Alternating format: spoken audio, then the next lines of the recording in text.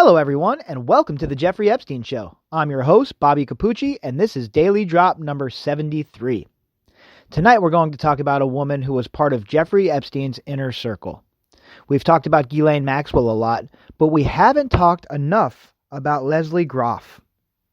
She is a 53-year-old woman who was directly linked to Jeffrey Epstein, named in some of the lawsuits as a procurer of these young girls, and she is also one of the people who are protected under that shit plea agreement we talked about last night.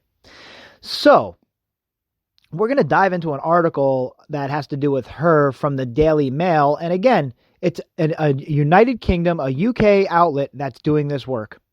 This is in the New York Times backyard. Why hasn't the New York Times dispatched a team of lawyers to talk to Lesley Groff? Where's Sarah Kellen Vickers? Where's Nadia Marcinkova? Where are all of these people that were protected under this plea deal?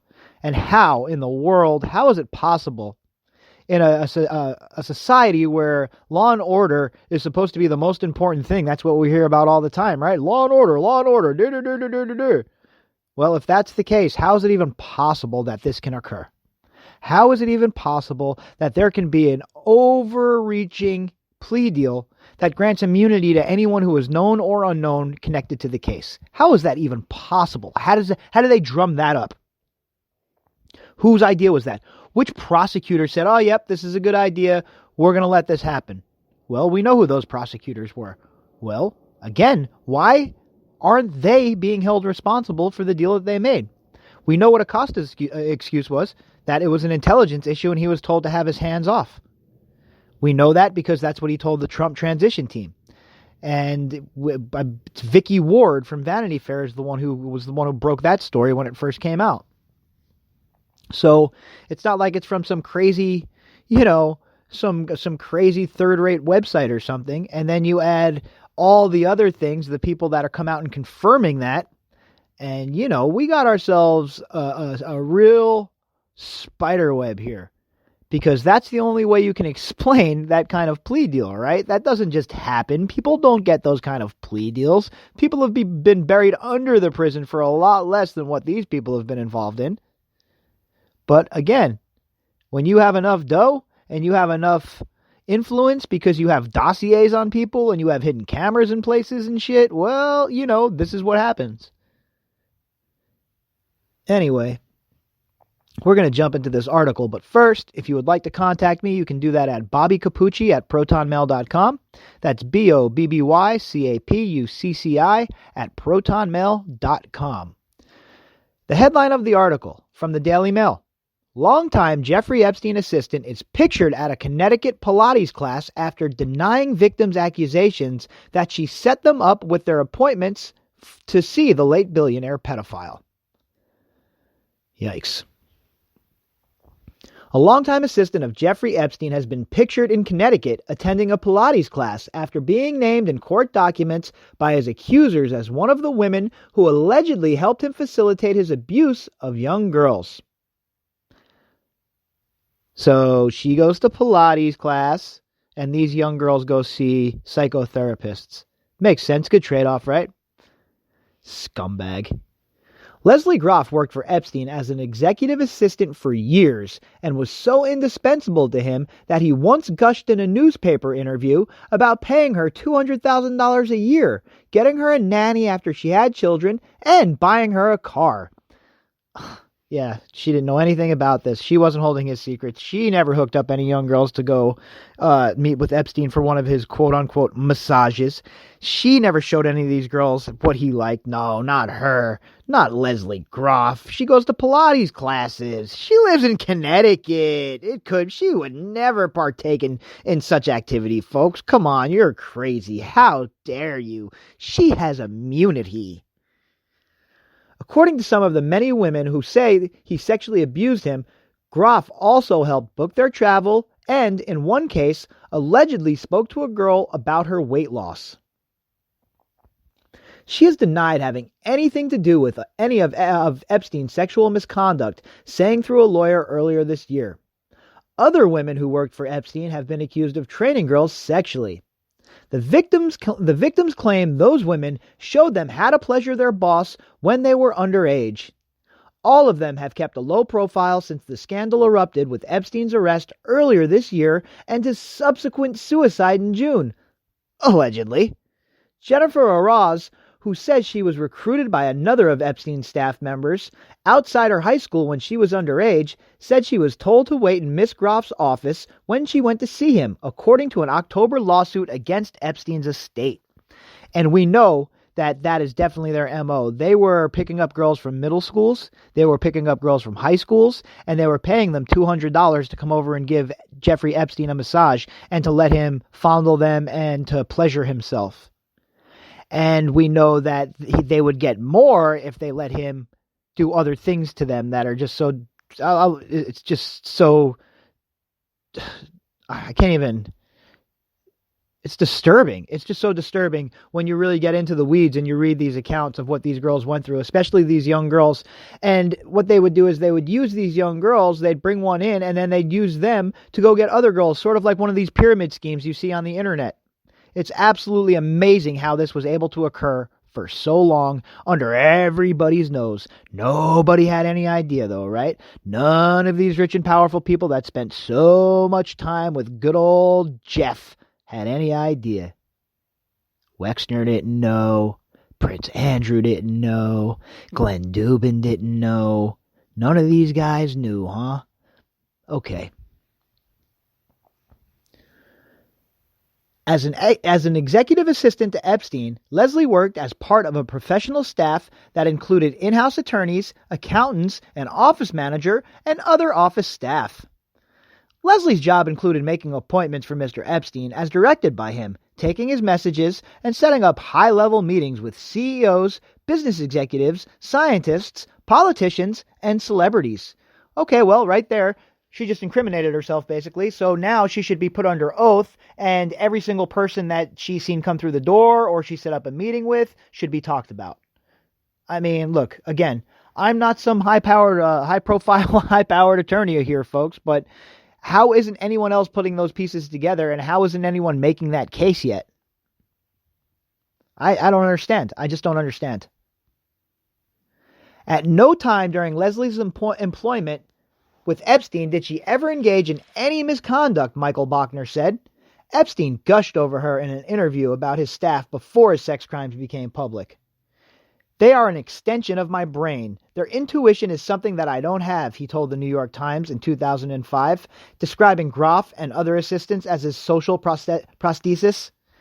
Okay, so they were an extension of his brain. He couldn't accomplish things without them. You know, they were literally a part of every single thing he did in his life. Every last little thing he did, these girls set up, these women set up.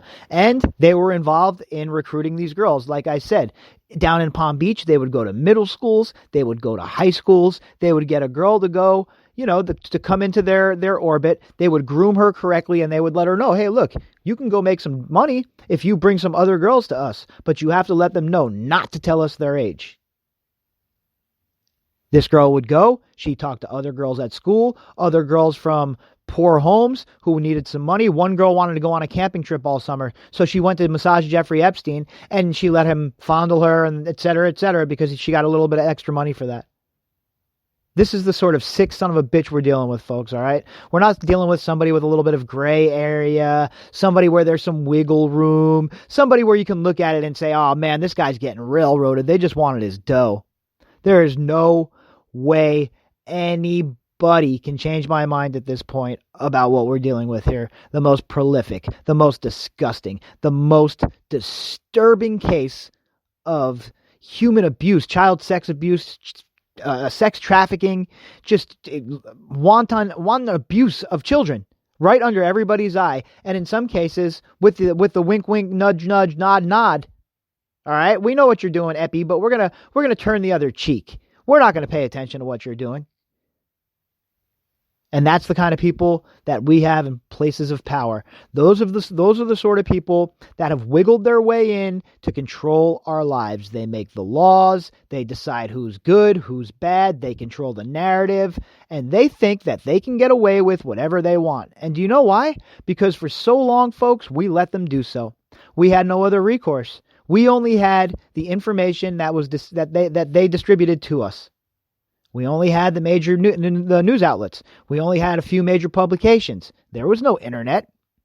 But now that the internet's here and we're all connected and we know their BS when we see it, their job is becoming increasingly hard to cover their tracks. Their job is becoming increasingly hard to go on with the same things that they used to go on with and get away with it.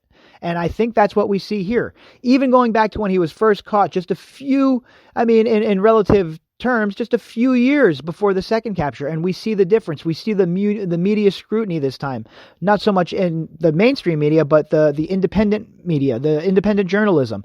We see the firestorm this has started. We see how many just regular old private citizens have had enough. On message boards, on chat rooms, looking for podcasts, searching things out that are talking about this because nobody else is. And again, I have to ask you, why is that the case? Why are they not talking about it? Why is this not being run wall to wall? Why did all of the major media outlets close ranks around ABC and not report that Robach had the whole entire scoop on everybody? Why? Ask yourselves why. Who's in control of these people? Where do they get their information from? Who do they have a symbiotic relationship with? These are rhetorical questions. You folks all know where I'm going with this. You all know about the alphabet agencies. These are the people that are feeding them their information. And they'll never burn these people because without them, they don't have these so-called scoops because they've forgotten how to do real journalism. All they can do is carry water. He went on to tell how when Groff announced she was having a baby, he hired her a nanny and bought her a Mercedes to make it easy for her to commute from Connecticut. There is no way that I could lose Lesley to motherhood, he said.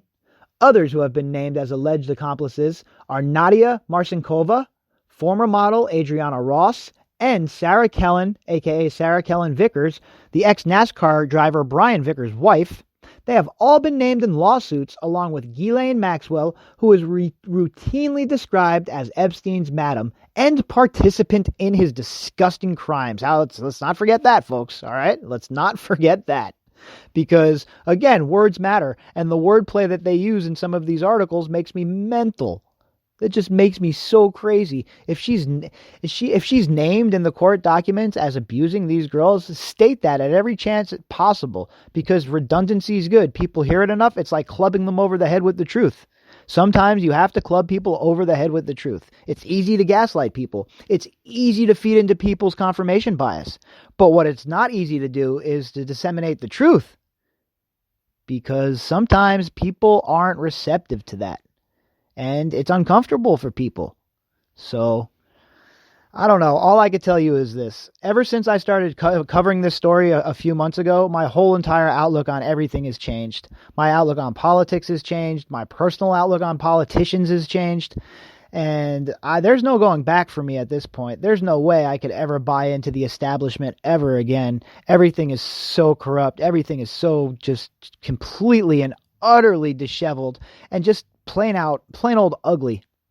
From the inside out, it's all corroded. The whole entire system needs to be fixed, and the only way we can do that is if we just vote out every single last one of these people and vote in non-career politicians. I know that's a pipe dream, folks. I get it. I understand. And that's why I'm completely just pulling back from politics in general and just, watching from afar at this point, just with the interest of a political scientist.